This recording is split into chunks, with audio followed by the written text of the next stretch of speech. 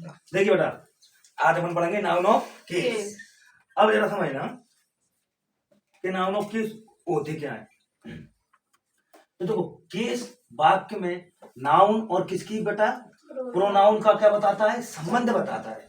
Case जो वाक्य में है ना, वो नाउन और प्रोनाउन का क्या बताता है बेटा, संबंध बताता है। किसके, देखो दूसरे शब्द के साथ नाउन और प्रोनाउन का संबंध किसके साथ बताता है, दूसरे शब्द के साथ, उसे अपन केस कहते हैं। केस 4 प्रकार से काम करते हैं। कितने प्रकार होते हैं बेटा इसके, 4 काइंड। कितने प्रकार होते हैं, 4 काइंड, 4 प्रकार के होते हैं केस, ठीक है। आप समझना। तो देखो, नॉमिनेटिव केस क्या होता है बेटा, नॉमिनेटिव केस, इसको अपन हिंदी में क्या बोलते हैं, कर्ता कारक, ठीक है।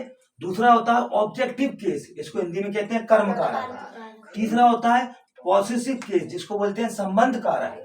अब बेटा याद रखना, ये सबसे बड़ा है केस में, ये सबसे बड़ा है, ठीक है। अब आता है वोकेटिव केस, इसको बोलते हैं संबोधन कारक, इसको अपन क्या बोलते हैं, संबोधन कारक। अब फर्स्ट मैंने क्या डाला, तो देखो नॉमिनेटिव केस जो कर्ता के स्थान पर आएगा। कैसे, वाक्य के जिस नाउन या प्रोनाउन का उपयोग, वाक्य के जिस नाउन या प्रोनाउन का उपयोग किसके रूप में हो रहा हो बेटा, या तो नाउन का हो रहा हो, या तो नाउन का हो रहा हो, या प्रोनाउन का हो रहा हो, उसे अपन क्या बोलेंगे, नॉमिनेटिव केस कहेंगे। यहाँ पर कर्ता क्या है बेटा, ये है, तो आई क्या हो जाएगा, प्रोनाउन, और यही क्या हो गया बेटा आपका नॉमिनेटिव केस हो गया। ये क्या हो गया आपका, नॉमिनेटिव केस हो गया। अब अगर मैं यहाँ पर लिख देता कि राम गोज टू मार्केट, लिख दिया। अब आपसे पूछा जाए कि यहाँ पर नॉमिनेटिव केस कौन सा है, तो आपका क्या है बेटा, राम। क्लियर है, चलो आगे बढ़ते हैं। अब देखो जरा समझना वहां, तो देखो ऑब्जेक्टिव केस, इसको अपन हिंदी में क्या बोलते हैं, कर्म कारक। ये केवल कर्म पर डिपेंड रहेगा। कैसे, वाक्य में जिस नाउन और प्रोनाउन का उपयोग ऑब्जेक्ट के रूप में किया जाए, उसमें किसमें हो रहा था, सब्जेक्ट के रूप में हो रहा था, इसमें किसके रूप में हो रहा, ऑब्जेक्ट के रूप में किया जाए।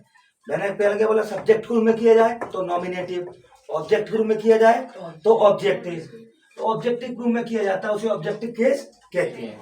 तो ये आई बेटा क्या है, नॉमिनेटिव है।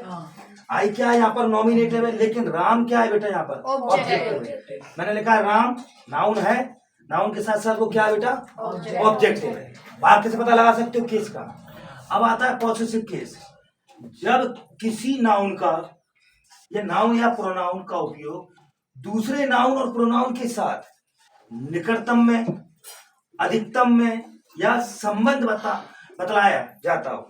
इसके देखो दोबारा से बोलना, नाउन और प्रोनाउन का उपयोग दूसरे नाउन और प्रोनाउन के साथ या तो निकटतम में हो, या अधिकतम अधिकार में हो, या संबंध बतलाया जाता हो, ठीक है, तो उसे अपन पॉसेसिव केस कहते हैं। जैसे देखिए बेटा, माई पेन, ये नाउन है, नाउन का संबंध किससे बताया जा रहा है, माई से।